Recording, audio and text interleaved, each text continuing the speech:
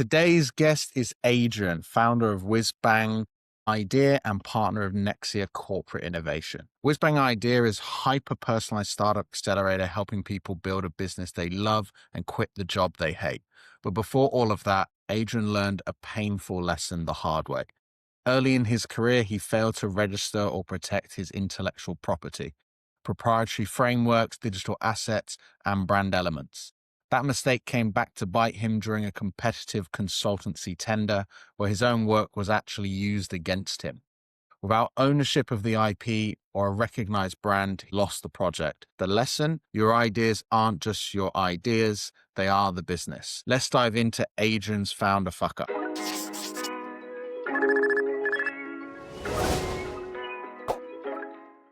Adrian, thank you for coming on the show. Hey, mate. Really happy to be here. Thank you very much for having me and this opportunity to share my founder fuck up. I've enjoyed the previous ones that you've been recording, so hats off to you. Thank you. We've got many more founders to come on the show, I'm sure. So before Whizbang Idea, what were you building? What kind of IP or proprietary assets had you created at the time? So most of my career has been spent in big four corporates doing corporate strategy, which led me to mergers and acquisitions. And I got to work with a lot of startups then where we'd link corporates with startups that could solve some of their problems. And I realized as I went on my journey through Deloitte and KPMG at the end when I was on partner track, that I wanted to set up my own thing. I didn't like the challenges around who I can and can't work with, because if you had a client that was, say, an audit client, you couldn't work with them from a consultancy side. You couldn't work with entrepreneurs or SMEs generally because the ticket size of a consultancy gig at a minimum would be $1 million, and that's US. So you don't tend to get businesses that are small to medium-sized enterprises that can burn that kind of cash. I moved away from the big four about 4 or 5 years ago. And my first step into entrepreneurship was starting a business called Equals 10. And that's an advisory business for corporate strategy. And I partnered with a friend who had a well-established brand. And I lived and worked out of Vienna for about 18 months. Nice. And I brought a lot of the IP around integration and separation, synergies and post-merger integration that this business partner didn't have. And they had the brand and I had that technical credibility for doing the work. So it was a mix of theory. So my business partner being a professor in university and a practitioner. So theory and practice came together with the brand really well. What I didn't do was in any way, shape or form trademark the IP, the digital assets that I developed over the last 10 to 15 years while I worked in KPMG and Deloitte. And we used the materials. We won a lot of work with the framework that I proposed and the proposals that I was involved in. And when it came to a natural, say, parting of the ways, they continue to use my IP. They continue to use the frameworks. They actually continue to use the credentials that were my credentials to win new work and clients using my materials. And the funny now, crying at the time, but funny thing now was I proposed a piece of work, consultancy gig to a large corporate in Saudi Arabia. And I got down to the final two. And in the review, I found out that the other side of the fence who was competing was my old business partner using all of my old materials. And this is perception's reality, because the client had seen and read that first, they'd assumed mine was the one that was copying and duplicating theirs. I ended up not winning that piece of work, which over a period of 18 months was 2.1 million US. Time out, guys. Lots of you are watching. Lots of you are learning from the founder fuck-ups that we've all gone through. But please do me one little teeny favor and subscribe so that we can keep growing the channel and get more great founders on. Back to the episode. That's a lot of money to lose. And essentially, first in the door, the perceived value is they are the leaders because they have all your credential, all your branding that you had spent several years building with him. And you were talking about you didn't trademark anything, you didn't register or protect that IP kind of early on. Why did that feel unnecessary or not urgent back then? Yeah, great question. It didn't feel urgent back then, as there was a level of trust that was in the business and everything was done on gentleman handshake and let's move forward. And it worked really well for about 18 months. And I got to a point where I I believed I didn't need it. So at the start of that partnership, I very much thought I need to get this IP documented, trademarked, and a very clear line in the sand with my business partner that this IP is mine. It's my intellectual property. It's essentially what I've developed over 15 years consulting. Now, I won't take every single kudos for the material and the frameworks. Having worked in KPMG, EY, Deloitte, and contracted with PwC. All of those frameworks I went into those businesses using. And what I did was that I cherry picked and developed my own, which was essentially the best bits of each one of those from around the world, and then put in what I didn't think was there and took out some of the things that I didn't think needed to be there. And it was a very, very valuable playbook, if you like, right? So you could save millions literally when you're doing an integration to get this right. And if you're defending an acquisition from a hostile bidder, the frameworks then again are hugely valuable. So I didn't go down the route of getting it all the IP and trademarks done. And the more the business succeeded and the more we worked together, the more time we spent together, late nights in the hotel lobby, pulling things together, ready for a client meeting, red eye flights back and forth to New York, all of these different things. My tolerance level increased. And I thought, I don't need to put this into IP because we were working well together. And I just assumed everything would continue that way. And that's very, I suppose, what they say, green or wet behind the ears, because that's not always going to be the case. And the only one thing that's guaranteed in life is change, right? And I didn't see that coming. And there was a fork in the road. And I assumed wrongly, and in hindsight, silly, that they would just go, we're not using this anymore. We'll create our own. Well, their whole business was based on the fact that they had this. So it didn't make any sense from their side, with no IP being protected, not to use it. I understand on their side from a moral, ethical perspective, not so much, but business, I can understand that they weren't breaching anything. Yeah, because it's essentially products that they were already selling and had been selling for a few years. So stopping would have been illogical from a business standpoint for them. And was there a breakup, bit of a bad breakup between you and your partner? It was amicable as much as it can be. It didn't become amicable after, when I found out that the materials that I produced actually were their number one service value proposition and were still being used. Now, if the conversation had led to we'll license it off you, or we will get you in on a retainer basis to ensure that the quality is still maintained, something along those lines we could have worked through. But it was very much it's ours now. We put our logo on it and they run with it, right? So it got a little bit nasty after that. And were you shareholders together at the time when you were Yep. part? Yeah, but you had exited all of your shares and equity from the business by that point, I imagine. Yeah, correct. And when that kind of showed up, when you finally saw that they were using your labor, essentially your hard work in the competitive tender, what was it like? What was it like seeing it being used against you? Can you swear on this? Called founder fuck ups. What do you think? Well, the funny thing was, I found out on LinkedIn because I saw a post where somebody was up doing a presentation with a group of about 50 to 60 people. And I went, that's my fucking work. It was on the slide, right? Behind me. And I was like, that's not this. Plus then the person that was presenting it, I'm like, that guy doesn't know his arse from his elbow, right? So he's not going to be able to do it any justice whatsoever, which ended up transpiring that it's a little bit like, I suppose, the way I've looked at it now and reflecting without jumping forward was that you can have a recipe, but ultimately the chef is the chef. And it's like Gordon Ramsay or name your high-end chef. They have books and they give away for free or at a low cost book. But if you actually want the top end of the execution of the recipe, you go to the restaurant and you pay for it. So that's where my mind's at the moment. Yeah. So beyond losing the project, what did that experience do to maybe your confidence or how you viewed ownership and leverage?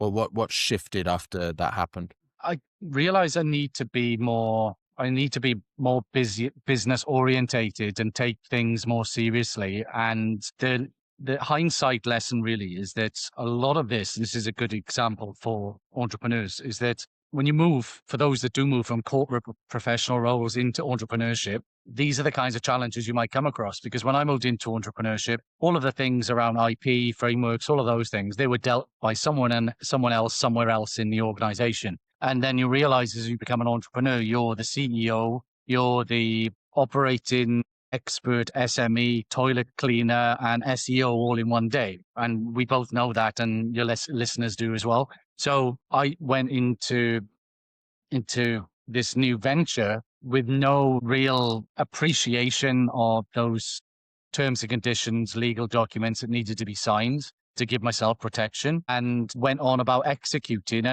executing very well. That's where my wheelhouse is, and what I was doing in corporate, which was executing work, executing advisory services. All of the other stuff was done by someone else. And this was an example where I just executed, and all of the other stuff that needed to be done wasn't being done. So what that did was got me thinking about other areas of what I was doing that I might not be looking at and what I need to look at. So it was not necessarily, it didn't knock my confidence. It toughened me up a little bit. And I now take the approach, which is rightly or wrongly, where people say it's business, it's not personal. It's like, just get a contract drafted with the relevant clauses in. We have obviously fantastic AI now, which I didn't have back when I first kicked this off, my first venture. And you can get a standard contract drafted as a legal advisor. And you know this, you put it in front of somebody.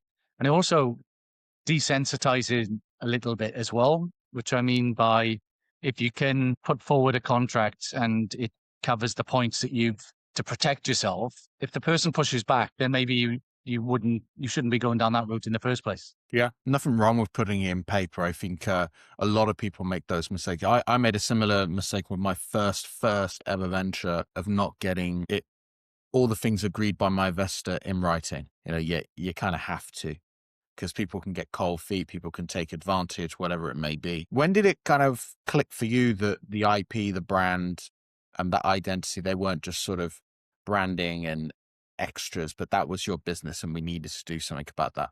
Like, when did that finally click? Was it after about 6 months after the venture dissolved, essentially, because I had a client phone me up who was a client that I worked with through the business partnership that I had previously. And when I mentioned that I'd moved on, they said, we don't really care what color hat you're wearing. We want you to run this thing, right? And I had this, I can't do that because I'm on I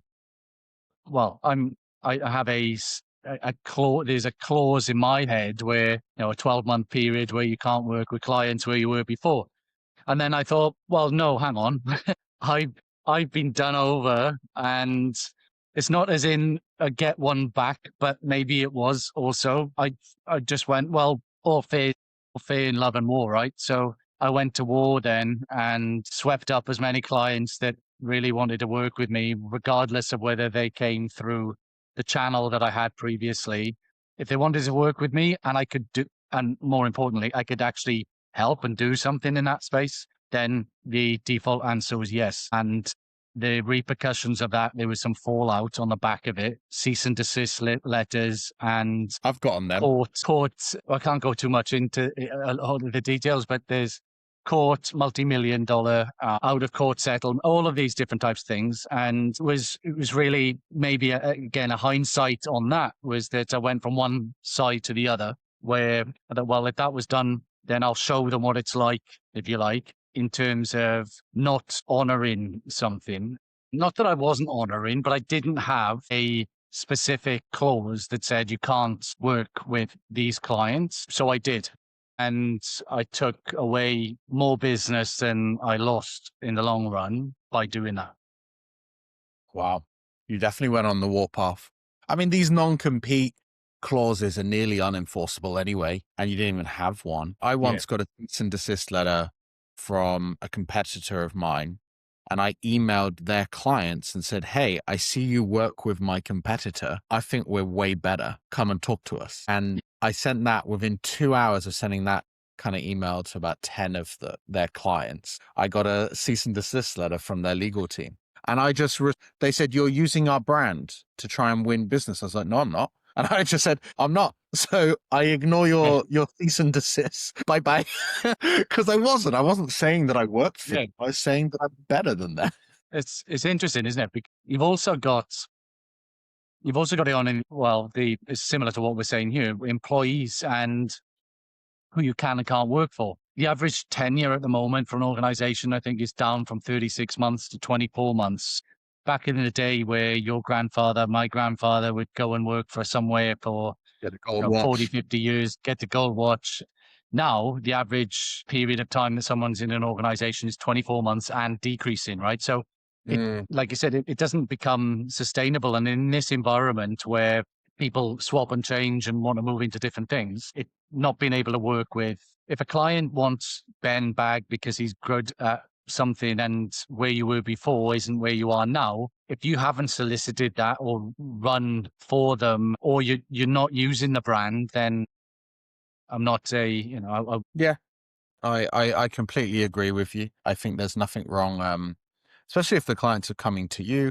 Same with ex-employees. I've even had clients employ like my employees who are working on their projects. And it's a little frustrating to see that happen, but it's, I don't own these people. I don't own them. We don't own each other. It's just, I get it. I get it. And so what's happened differently for you now? You said you kind of got a bit more wiser, should we say, a little bit more business savvy. You're not that you weren't business savvy, but savvy to the wars of business, the competitiveness of building companies for working inside these larger organizations. Did you start trademarking and copying your assets? And how did you start building your personal brand into the IP itself? It's a really good question. The personal brand part, you would have assumed that based on the story I've shared, you'd think that everything then would be IP, trademark everything, and make sure everybody signs everything off before we venture into anything. And Yeah, I mean, that's awesome. I mean, it really is awesome. I know a fair amount of people, I think, are starting to lean into building their own startup, building their own business, whether it's scalable, whether it's venture backable, whether it's a lifestyle business. I think it's like the golden age of startups because the cost of entry has dramatically dropped. I mean, depending on what you're doing, obviously, if you're getting into brick and mortar or you need a lot of stock, of course, the cost is high, but from a digital side, you can launch businesses it's so much easier now. I wish I was starting like now. Well, no, actually, I don't, because I've got all the lessons I've got from my past, but the cost of entry is just, it's awesome. So what advice would you go on? Yeah, absolutely. Well, I think that's why my role exists. That's why I became a coach, because there's so many people who actually need an accountability partner just to give them a kick up the arse and be like, hey, you said you were going to do this. Let's do it. I think that's one really hard thing about when you become a founder or a business owner for the first time. No one's telling you what to do. You have to be a full self-starter. And when you get thrown a punch and your plan goes out the window, you've got to keep on going. And that's incredibly hard. Incredibly hard. So, Adrian, how does someone get involved with you? How do they get in touch? How do they get onto Whizbang Idea? I like that one. That's a good space to end. Thank you for coming on the show. Cheers.